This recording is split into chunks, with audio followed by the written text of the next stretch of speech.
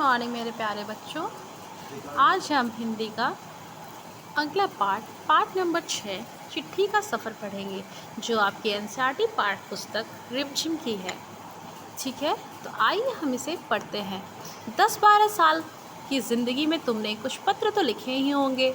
वे पत्र अपने सही पते और समय पर किस तरह पहुँचे होंगे, यह बहुत सी बातों पर निर्भर करता है, जैसे कि चिट्ठी किस स्थान से किस स्थान पर भेजी जा रही है, संदेश पहुंचाने की कितनी जल्दी है, तुमने पूरा और ठीक पता लिखा है कि नहीं, तुमने उस पर डाक टिकट लगाया है कि नहीं, आदि। ये सब प्रश्न उठते हैं कि आखिर चिट्ठी पर डाक टिकट लगाए ही क्यों जाए, पूरे और ठीक पते से क्या मतलब है, ज़रूरत पड़ने पर संदेश को जल्दी कैसे पहुंचाया जाए, स्थान बदलने से चिट्ठी के पहुंचाने पर क्या असर पड़ता है।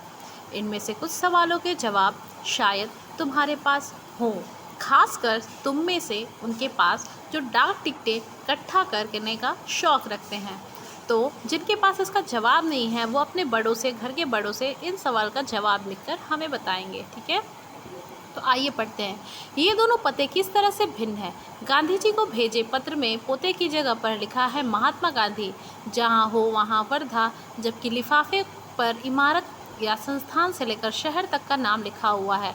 पते में सब छोटी भौगोलिक इकाई से शुरू करके बड़ी की ओर बढ़े हैं। छोटी सी बड़ी भौगोलिक इकाई का मतलब यह हुआ कि घर के नंबर के बाद गली मोहल्ले का नाम, फिर गांव, कस्बे, शहर के जिस हिस्से में है उसका नाम, फिर गांव या शहर का नाम। शहर के नाम के बाद लिखे अंक को पिन कोड कहते हैं।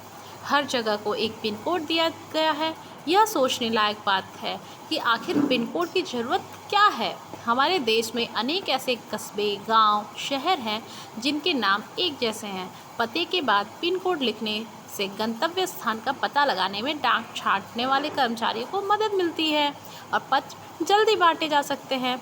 पिन कोड की शुरुआत 15 अगस्त 1972 को डाक तार विभाग ने पोस्टल नंबर योजना के नाम से की थी।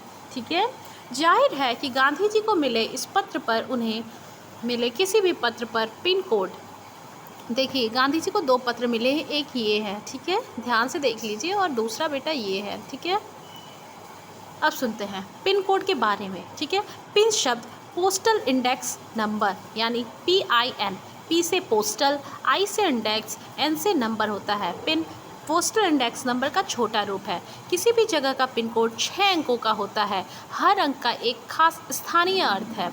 उदाहरण के लिए एनसीईआरटी को भेजे गए लिफाफे पर लिखा अंक 110016, इसमें पहले स्थान पर दिया गया अंक यह बताता है कि पिन कोड दिल्ली, हरियाणा, हिमाचल प्रदेश, पंजाब या जम्मू कश्मीर का है। अगले 2 अंक यानी 10 यह तय करते हैं कि यह दिल्ली राष्ट्रीय राजधानी क्षेत्र के उप क्षेत्र दिल्ली का कोड है। अगले 3 अंक यानी 016 दिल्ली उप क्षेत्र के ऐसे डाकघर का कोड है जहां से डाक बांटी जाती है। मतलब समझ में आया, ये जो कोडिंग हुई है बेटा ना, ये पत्र को पहचाने में, जल्दी पहुंचाने में मदद करती है और सही जगह में। अब तुम्हारा स्कूल जहां पर है उस इलाके का पिन कोड पता करिए। तो आप देवरिया में पढ़ते हैं तो यहाँ का 274001 है। अपने घर के इलाके का पिन कोड नंबर भी पता करिए। आप जहाँ रहते हैं अपने अपने घर का बताइए। जैसे पिन कोड की जानकारी डाकघर से प्राप्त की जा सकती है। डाकघरों में टेलीफोन डायरेक्टर की तरह पिन कोड डायरेक्टरी भी मिलती है। तुम्हारे इलाके का पिन कोड जो तुम्हारे मोहल्ले में लगे लेटर बॉक्स पर ही लिखा होगा। सबके मोहल्ले में लेटर बॉक्स होता है जिसमें जो महत्वपूर्ण चिट्ठियाँ होती हैं वो डाल दिया जाता है। प्रमुख जगहों, शहरों के पिन कोड नंबर तुम्हें कहाँ कहाँ मिल सकते हैं बताइए। टिकट संग्रह का शौक काफ़ी लोकप्रिय है। धीरे धीरे इसमें टिकट संग्रह के अलावा डाक से जुड़ी और बहुत सी चीज़ें शामिल हो गई हैं। इसको डाक का विज्ञान कहना गलत नहीं होगा। क्या तुम जानते हो इस विज्ञान को क्या नाम दिया गया है? पता करके बताइएगा आप मुझे सभी। ठीक है, अब सुनिए, अभी हम लोग याद है ना कि किसी भी पत्र का पिन कोड इस्तेमाल नहीं किया गया था। फ़र्क सिर्फ पिन कोड का ही नहीं है, समय के साथ डाक सेवाओं में निरंतर बदलाव और विकास होता रहा है। बहुत पुराने समय में कबूतरों के द्वारा संदेश भेजे जाते थे। वे संदेशवाहक कबूतरों की बात हो रही है, तो उन इंसानों की बात कैसे ना हो जो ऐसे समय से डाक पहुंचाने का काम करते रहे, जब संचार और परिवहन के साधन बेहद सीमित थे। उस समय बेटा बहुत मुश्किल थी। ट्रांसपोर्टेशन सिस्टम जो था ना, वो परिवहन बहुत ही पुराना था, बहुत स्लो था, बहुत धीमा था। बात हो रही है उन हरकारों की जो पैदल ही आम आदमी तक चिट्ठी पत्री पहुंचाने का काम करते रहे। राजा महाराजाओं के पास घुड़सवार हरकारे हुआ करते थे। हरकारों को न सिर्फ हर तरह की जगहों के पर पहुंचना होता था, बल्कि डाक की रक्षा भी करनी होती थी। डाकू, लुटेरों या जंगली जानवरों की चपेट में आने का डर हमेशा बना रहता था।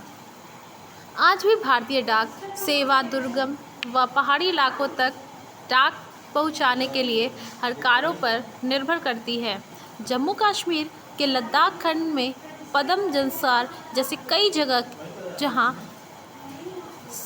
हरकारे डाक पहुंचाते हैं। आजकल तो संदेश भेजने के नए नए और तेज़ साधन आसानी से उपलब्ध हो गए हैं।